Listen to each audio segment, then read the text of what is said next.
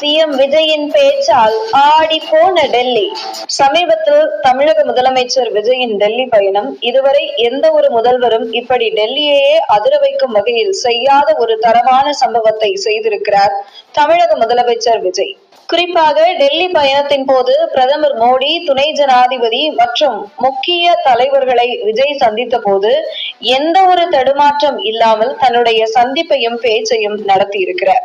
குறிப்பாக நிதி ஆயோக் கூட்டத்தில் கலந்து கொண்ட தமிழக முதலமைச்சர் விஜய் தமிழகத்தின் நிதிநிலை குறித்து ஆங்கிலத்தில் உரையாடிய போது மற்ற முதல்வர்களும் குறிப்பாக பிரதமர் மோடியும் சற்று அதிர்ந்து போய் முதல்வர் விஜயின் பேச்சை உன்னிப்பாக கவனித்திருக்கிறார். தொடர்ந்து விஜய் பேசுகையில் அடுத்த 2 வருடத்தில் தமிழ்நாட்டின் பொருளாதாரத்தை 1.5 டிரில்லியனாக உயர்த்துவோம் என்று விஜய் ஆங்கிலத்தில் பேசிய போது அதை கவனித்துக் கொண்டிருந்த பிரதமர் மோடி மேஜையை தட்டி வரவேற்றிருக்கிறார். அது மட்டுமில்லாமல் தமிழக முதலமைச்சர் விஜய் தொடர்ந்து பேசுகையில் உன்னிப்பாக கவனித்துக் கொண்டிருந்த பிரதமர் மோடி விஜய் பேசுகிற ஒவ்வொரு முக்கியமான விஷயங்களை தன் கைவசம் இருந்த நோட்டில் குறிப்பாக எடுத்துக்கொண்டே இருந்துள்ளார் பிரதமர் மோடி.